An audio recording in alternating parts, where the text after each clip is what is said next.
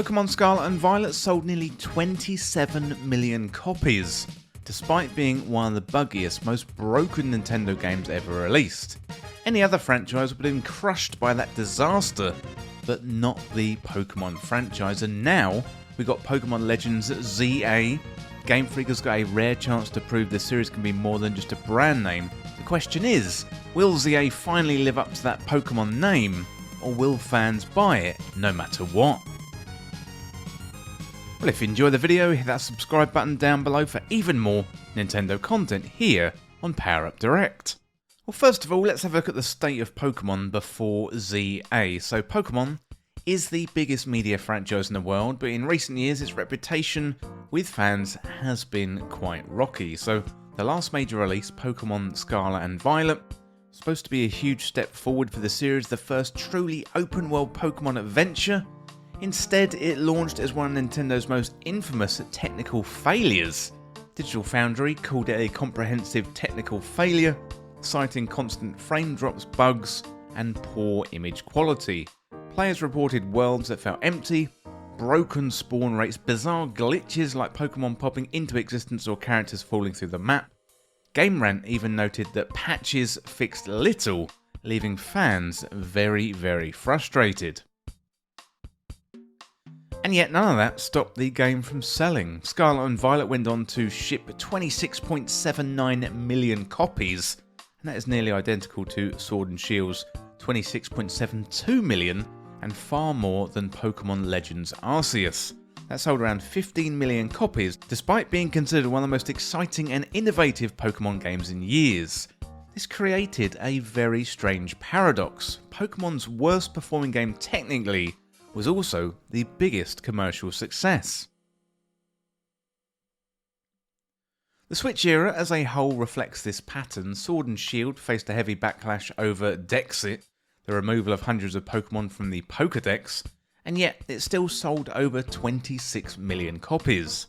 Legends Arceus, on the other hand, was praised for its fresh gameplay loop and also the sense of exploration, but even with strong word of mouth it couldn't reach the same heights as the more traditional, yet flawed, Scarlet and Violet. More recently, Nintendo has tried to address performance issues by releasing a free Switch 2 patch for Scarlet and Violet, massively improving frame rates and image quality. So Eurogamer and IGN both describe this as a revitalization of the game, showing that Pokemon can run better with more powerful hardware, but that fix came years late, and only for those upgrading to the new hardware. Well, that is the backdrop to Pokémon Legends Z-A entering the market in October. So on one hand, the franchise has never been stronger commercially. On the other hand, it's dangerously close to losing its creative credibility, with fans questioning whether Game Freak will ever match the ambition of its ideas with technical competence. For many players, Z-A feels like a turning point, a chance for Pokemon to finally evolve, or is it going to be another reminder that it doesn't need to change to sell? Well, next up, let's have a look at why Legends Z-A matters. So Pokémon Legends Arceus was a surprise hit in 2022. While it didn't reach the same massive sales numbers as Sword and Shield or Scarlet and Violet, it sold a very impressive 15 million copies, and more importantly, it proved something: fans were hungry for Pokémon innovation. The semi-open world, the seamless catching mechanics, and the focus on exploration gave players a sense of freedom that the mainline series hadn't offered in decades.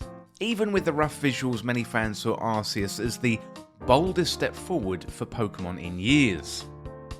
And that is what makes Pokémon Legends Z-A so important. According to first impressions from outlets like Nintendo Life or Video Games Chronicle, Z-A isn't just another spin-off, it's being positioned as Pokemon's chance to catch the hardcore once again. Instead of the more passive casual gameplay loop of Scarlet and Violet, Z-A promises a battle system with more tactical depth, an urban setting built around Lumino City, and the sense of scale and ambition that Arceus only hinted at. So game design to remind long-term fans why they fell in love with Pokemon in the first place. Well, Z-A also matters because it represents a test for Game Freak's reputation. Scarlet and Violet proved that Pokemon will sell no matter what, but it also left fans very frustrated, cynical, and questioning whether Game Freak is capable of evolving with modern standards.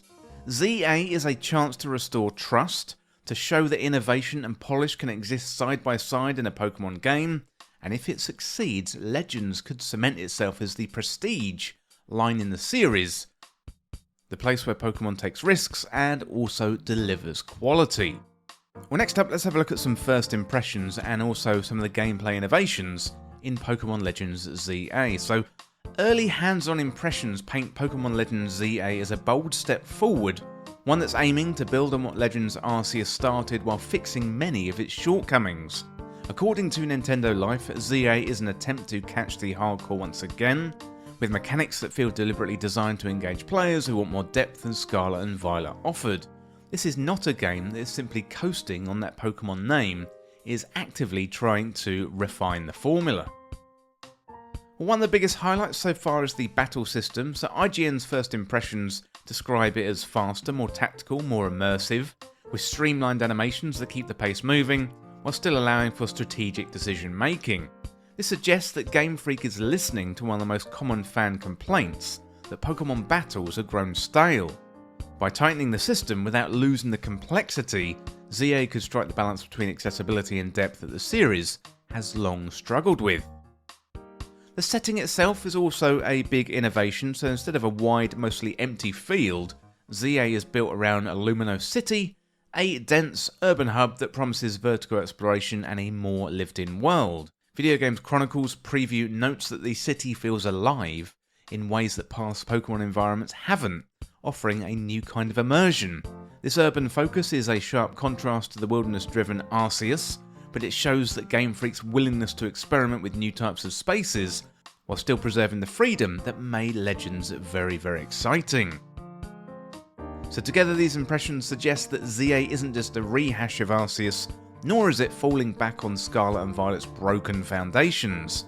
Instead, it feels like Game Freak is carving out a new identity for the Legends line, one that is more ambitious, more polished, and more in tune with what long-time fans have been asking for. So if Scarlet and Violet were Pokemon at its most careless, Z-A could be the best form of Pokemon that we've seen in years. Okay, next up, let's have a look at technical redemption and also the Switch 2 factor. So one of the biggest shadows hanging over Pokémon Legends Z-A is the technical disaster that was Scarlet and Violet.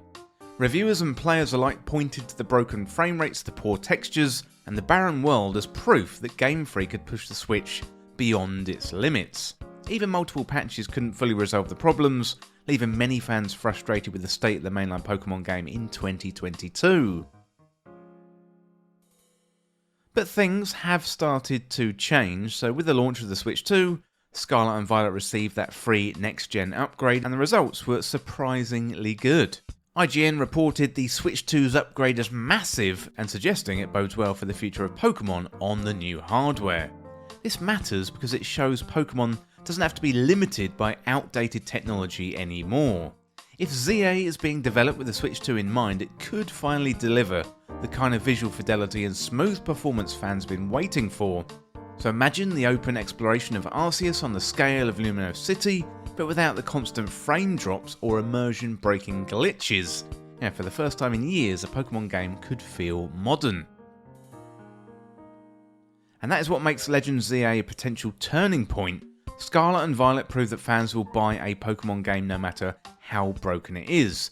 But with the Switch 2's power behind it, Game Freak has a chance to prove that Pokemon can sell because it's good, not just because of the Pokemon brand name.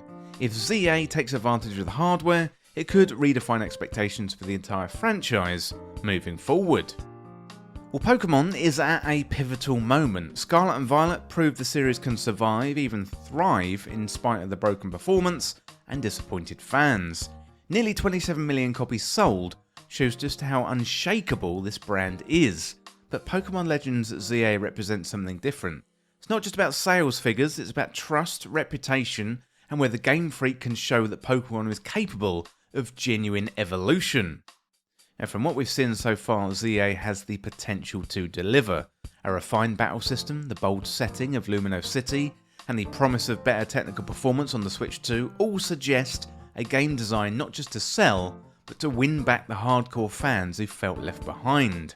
If it succeeds, Z-A could mark the beginning of a new era, where Pokémon balances innovation with polish, And if it fails, it may prove once and for all that the franchise no longer needs quality to dominate the market. So let me know in the comments what you think about Pokémon Legends Z-A. Are you looking forward to it? Are you going to buy it on day 1 in October? Do you think Pokémon Legends Z-A is finally going to redeem the series? Or will it be another case of fans buying it no matter what? Now, are you hopeful for the innovations that we've seen? Or are you bracing yourself for another disappointment? Let me know in the comments. I would love to hear what you think. Well, that is it for this video today on Pokémon Legends Z-A. Let me know in the comments what you think, but thank you so much for watching or for listening. Don't forget to hit that subscribe button down below for even more Nintendo content here on Power Up Direct. Thanks again, and I'll see you in the next video.